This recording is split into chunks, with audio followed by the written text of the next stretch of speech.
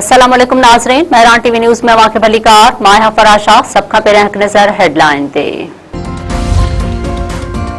PIMS अस्पताल फाने ते जांच कमेटी अॼु रिपोर्ट वज़ीर आज़म खे पेश कंदी। कानून वारे वज़ीर आज़म नज़ीर तारड़ चयो आहे त जांच कमेटी जी रिपोर्ट अॼु शाम ताईं अची वेंदी। तफ़सीली रिपोर्ट 7 ॾींहनि में तयार कई वेंदी।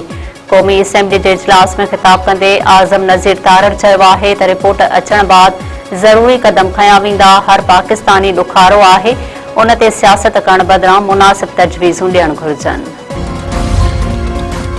सिहत वारे वफ़ाक़ी वज़ीर मुस्तफ़ा कमाल चयो आहे त सिहत वारो वज़ीर आहियां। पिम्स सान्हे ते पाण खे ज़िम्मेवार सम्झां थो। कंहिंजी बि इहा नियत नाहे त रिपोर्ट लिकाई वञे। हीउ मामिलो कंहिं बि सूरत में दॿजणु न घुरिजे।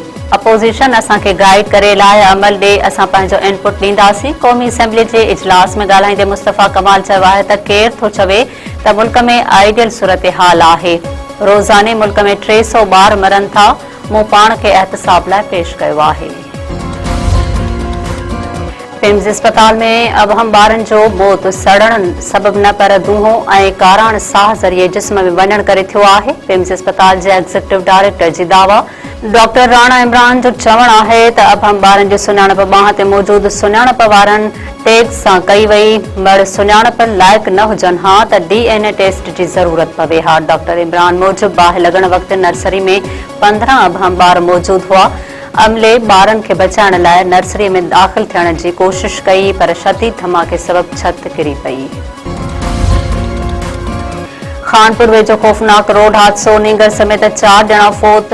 नापरकोट भरिसां इंडस हाईवे ते तेज़ रफ़्तार ट्रक जो मोटरसाइकिल खे टक्कर। मोटरसाइकिल सवार गढ़ी तेगू पासे खान चंद्र ऐं सादिक आबाद पासे रमेश ओड, हाकिम ओड ऐं नींगर सुहिणो ओड फौत थी विया। मोरचंद ज़ख़्मी। फौतुनि जा लाश ऐं ज़ख़्मीअ खे खानपुर अस्पताल आंदो वियो। ज़ख़्मी मोरचंद मूजिबि हू गढ़ी तेगू खां शिकारपुर तरफ़ मोटरसाइकिल ते अची रहिया हुआ त साणनि हादसो पेश आयो।